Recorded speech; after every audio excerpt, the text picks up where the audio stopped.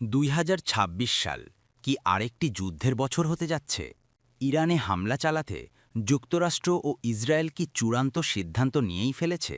হঠাৎ করে ইসরায়েলের প্রতিরক্ষা বাহিনী আইডিএফের প্রধানের সঙ্গে গোপন বৈঠকে বসেছেন মার্কিন কেন্দ্রীয় কমান্ডের প্রধান অ্যাডমিরাল ব্র্যাড কুপার। এই বৈঠকেই কি মধ্যপ্রাচ্যের ভবিষ্যৎ নিয়ে বড় কোনো সিদ্ধান্ত নেওয়া হয়েছে? এরই মধ্যে মধ্যপ্রাচ্যে পৌঁছেছে মার্কিন এফ সিরিজের যুদ্ধবিমান এবং জ্বালানিবাহী ট্যাঙ্কার বিমান। তাহলে কি যুক্তরাষ্ট্রের বিমানবাহী রণতরীও মধ্যপ্রাচ্যের পথে?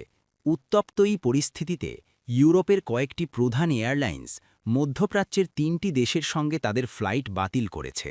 সব মিলিয়ে প্রশ্ন একটাই, মধ্যপ্রাচ্যে ঠিক কি চলছে?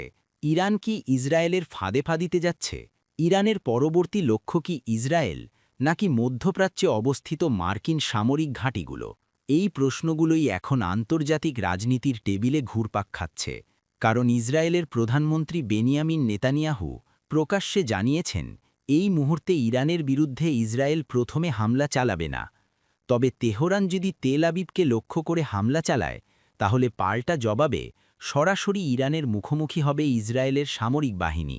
এই ঘোষণার মধ্যেই মধ্যপ্রাচ্য অভিমুখে এগিয়ে যাচ্ছে মার্কিন বিমানবাহী রণতরী ইউএসএস আব্রাহাম লিঙ্কন।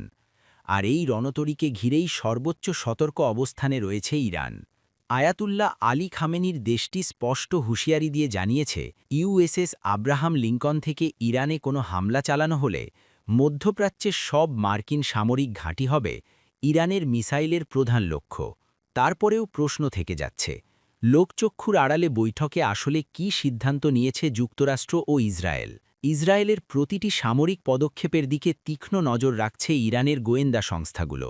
বিশেষ করে মার্কিন কেন্দ্রীয় কমান্ডের প্রধান অ্যাডমিরাল ব্র্যাড কুপার এবং আইডিএফ প্রধান লেফটেন্যান্ট জেনারেল ইয়াল জ্যামিরের গোপন বৈঠক ইরানের সন্দেহ আরও বাড়িয়ে দিয়েছে। কারণ সম্প্রতি দ্বিতীয় দফায় বৈঠকে বসেছেন কুপার ও ইয়াল জ্যামির। ২৫ জানুয়ারি ইসরায়েলের সংবাদমাধ্যম দ্য জেরুজালেম পোস্ট এই বৈঠকের বিষয়টি নিশ্চিত করেছে। যদিও আইডিএফ দাবি করেছে, এই বৈঠকে যুক্তরাষ্ট্রের সঙ্গে ইসরায়েলের কৌশলগত সম্পর্ক ও প্রতিরক্ষামূলক সহযোগিতা নিয়েই আলোচনা হয়েছে। দুই দেশের সামরিক সমন্বয় আরও জোরদার করার বিষয়টিই ছিল আলোচনার মূল কেন্দ্রবিন্দু। তবে সামরিক বিশ্লেষকদের ধারণা ভিন্ন। তাদের মতে এই বৈঠকে ইরানের সম্ভাব্য হামলার বিরুদ্ধে ইসরায়েলের প্রতিরক্ষা ব্যবস্থা এবং পাল্টা সামরিক কৌশল নিয়েও আলোচনা হয়েছে।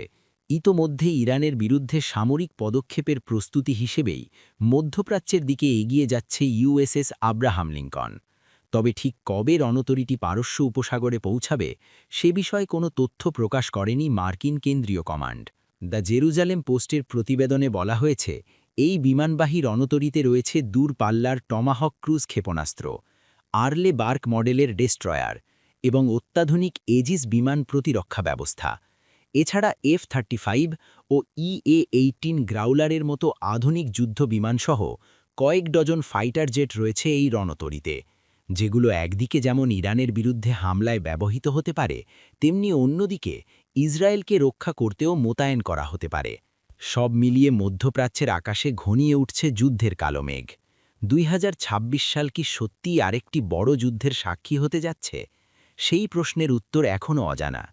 কিন্তু উত্তেজনার পারদ যে প্রতিদিনই বাড়ছে, তা স্পষ্টভাবে বুঝিয়ে দিচ্ছে মধ্যপ্রাচ্যের বর্তমান পরিস্থিতি।